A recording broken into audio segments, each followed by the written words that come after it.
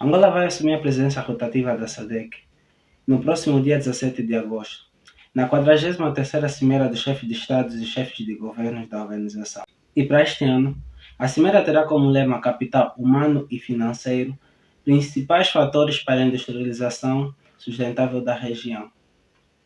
A tensão no Níger só aumenta, e os Estados Unidos da América enviaram representantes para tentar mediar um possível acordo com os golpistas.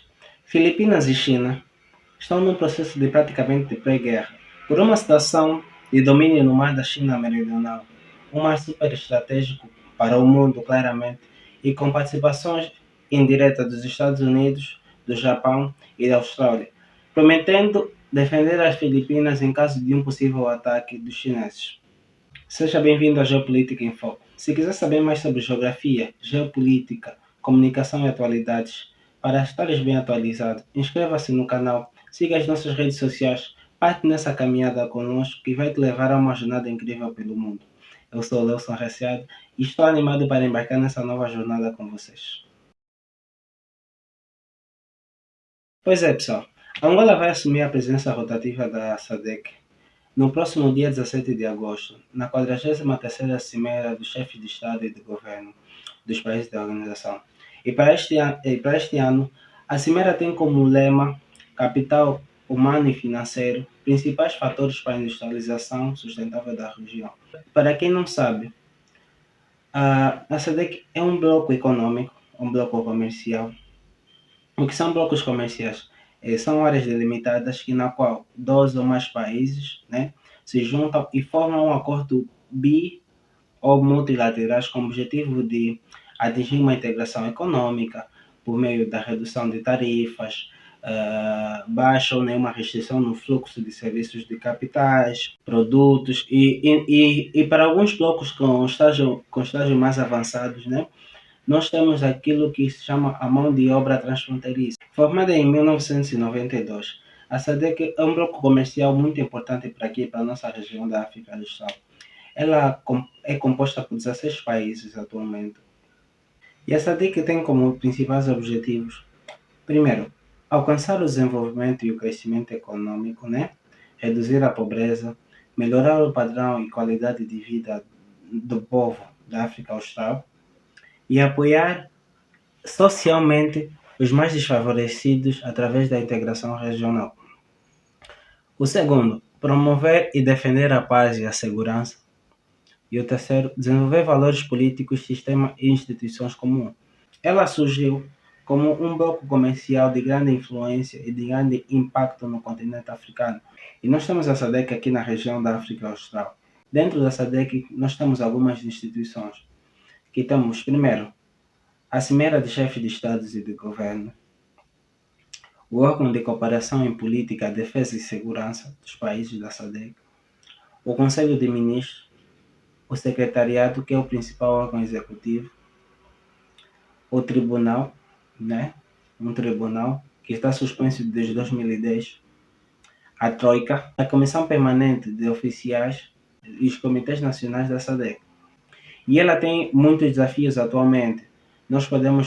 Temos como alguns desafios os desastres naturais, que são as secas prolongadas em alguns países, como em Angola também, a prevalência do HIV, SIDA e a pobreza dentro dos mesmos países, o terrorismo em algumas partes daquela região e os constantes abusos de direitos humanos que são reclamados pelas sociedades civis dos países daquela região.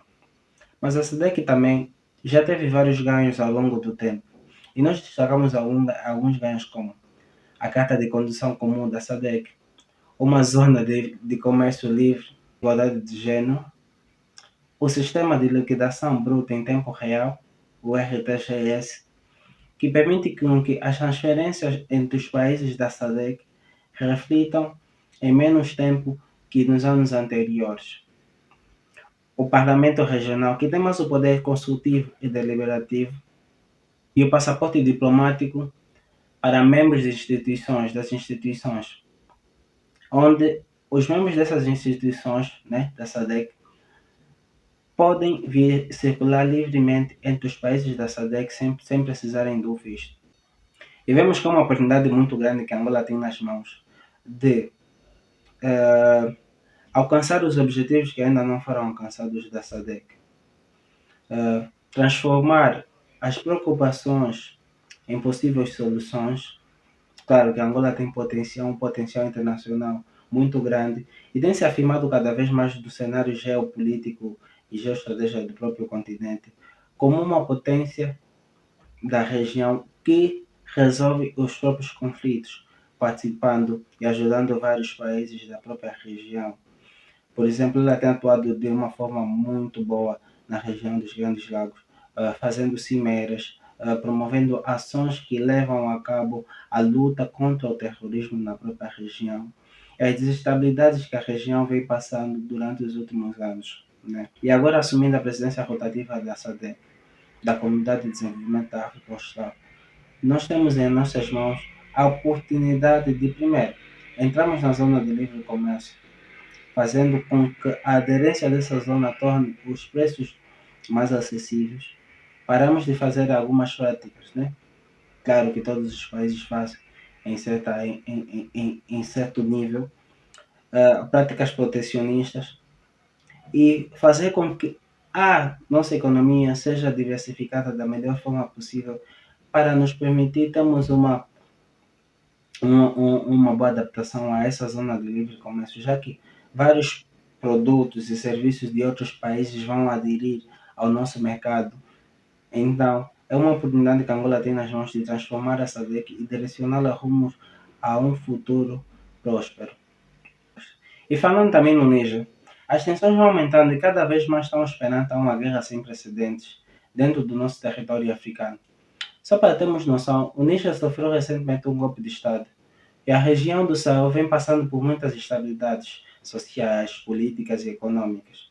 E que esses países vêm passando por essas situações complicadas que já vem durando muito tempo. Nós temos, a partir de 2020, 4 golpes de Estado ali na região do Mali, do Burkina Faso, da própria Guiné e agora do próprio Níger. E as reivindicações dessas pessoas ou dessas milícias são as mesmas. É só pegarmos a frase do capitão Ibrahim Traoré, líder do Burkina Faso, que recentemente também deu um golpe de Estado. E ele diz: a África tem os melhores solos, a África tem as melhores terras, nós temos os melhores recursos. E hoje em dia nós somos o continente com o maior número de refugiados. Nós somos o continente que não caminha para o desenvolvimento e para a prosperação. E nós nos perguntamos o porquê. Por que somos encarados como pessoas ou como um povo esquecido? Que muitas das vezes os estrangeiros ou o povo ocidental vêm até nós para nos explorar e continuam a nos deixar subservientes a eles. E então, esses motivos fizeram com que certas milícias dentro daqueles territórios, como o Mali, Burkina Faso, o Níger e até a própria Guiné, dessem golpe de Estado. E recentemente, os Estados Unidos da América enviaram a vice-secretária interina de Estado e subsecretária de Assuntos Políticos, Victoria Noland, para tentar mediar um possível acordo com os militares. Mas nenhum avanço foi feito, ou nenhum avanço efetivo teve-se, já que nem o próprio general Tiani, que é o líder, o presidente do Níger, recebeu. Mas sim o novo chefe de Estado-Maior. E ele até pediu para se encontrar com o presidente Bazoum, mas de momento não houve nenhum avanço nesses pedidos. E hoje nós vemos que os Estados Unidos cortou o apoio ao Níger, precisamente por causa deste não avanço, precisamente por causa desta reunião sem êxito que a vice-secretária teve com os líderes golpistas. E nós vemos que as tensões vão aumentando, porque domingo o Níger fechou o seu espaço aéreo E ele vem reclamando que a França tem invadido o mesmo. Em contrapartida, nós temos os países ocidentais a fazerem pressão para que a ordem constitucional seja reposta. Para que a ordem constitucional seja reposta. E, recentemente, a própria União Africana, né, apoiou a intervenção militar dos países da CEDEAO para reporem a própria, em um comunicado oficial, para reporem a ordem constitucional. E os Estados Unidos afirmaram que podem invadir caso seja necessário para repor a democracia. Pois é, e não é ironia não. Os Estados Unidos falaram de democracia. E invadir de novo um outro território. E deixo desde já que qualquer semelhança ao que aconteceu ao Iraque, ao Afeganistão, uh, e até a própria Líbia, né, é uma mera coincidência. Mas as tensões vão aumentando ali na região e cada vez há uma escalada maior. Recentemente, o parlamento da Nigéria vetou o envio de militares para invadir o território do Níger. E vemos que dentro da própria CDAO há uma divergência sobre invadir ou não o território do Níger. E o Mali, o Burkina Faso, já manifestaram interesse de apoiar Níger militarmente, caso haja uma intervenção dos países ocidentais e da própria CDAO. Vejamos no que isso vai dar. Mas estamos à beira de um conflito sem precedentes dentro do nosso continente africano. Isso para nós termos noção também. Recentemente, houve uma reunião, uma cimeira, né, da CDAO para tratar exatamente dessa situação. Porque, segundo a CDAO, a intervenção militar vai acontecer. E esta cimeira, inclusive esta reunião, era precisamente para tratar dos assuntos ligados a esta questão da intervenção militar. Quando é que vai ser? Como vai ser? Quais são os países que vão fazer parte? Filipinas e China estão num processo de praticamente pré-guerra no mar da China Meridional. E isso devido a um navio. Esse navio, ele foi desativado em 1946 e renomeado como USS Hornet County. Foi posteriormente reativado durante a Guerra do Vietnã como uma base flutuante para helicópteros de combate, de acordo com o Instituto Naval dos Estados Unidos. No ano seguinte, ele foi cedido para a Marinha das Filipinas e rebatizado de Dumagot, até ser renomado para Sierra Madre. E por que esse navio está encalhado?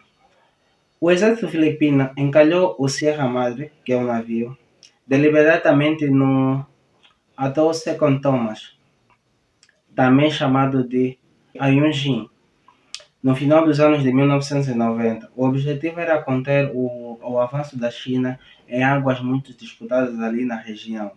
E esse navio é resguardado por um pequeno grupo de soldados filipinos que vivem na própria embarcação, inclusive.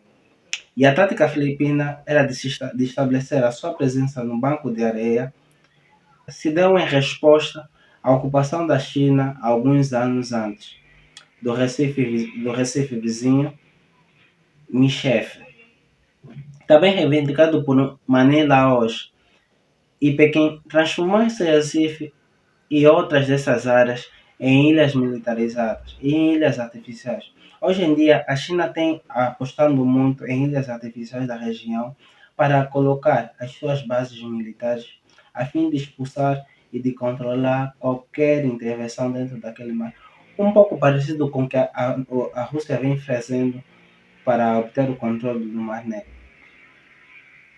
Só que naquele mar há vários outros países que reclamam e que até inclusive já saiu uma resolução da ONU que cada país pertencente àquela região teria a sua zona exclusiva econômica, onde poderia transacionar e livremente controlar a sua determinada zona através da deliberação da própria ONU. Só que a China não reconhece essa própria deliberação e diz que historicamente e economicamente aquele mar pertence à China e que vai defender aquele território a qualquer custo.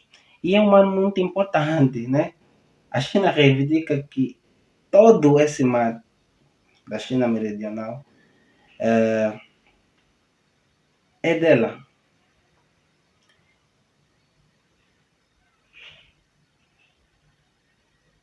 E nós vemos que o Japão, o próprio Japão, os Estados Unidos, eles se manteram, têm mantido declarações fortemente contra a China por dominar o mar internacional, por águas internacionais. Tanto até que uh, há vários exercícios militares que as Filipinas vêm fazendo com os Estados Unidos e a Austrália, precisamente para conter o avanço da China dentro daquela própria região. E nós vemos que hoje em dia é uma região muito conturbada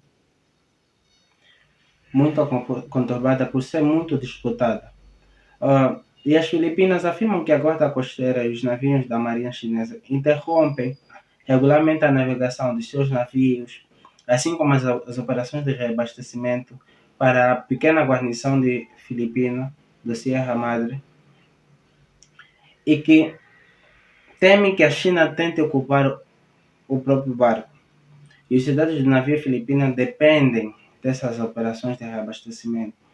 E temos recentemente algumas declarações do próprio presidente filipino que se a China continuar a impor um bloqueio para com que esses próprios navios filipinos avancem até o Serra do Madre, ou que contenham o avanço dos navios filipinos até o Serra do Madre para poder reabastecer os militares.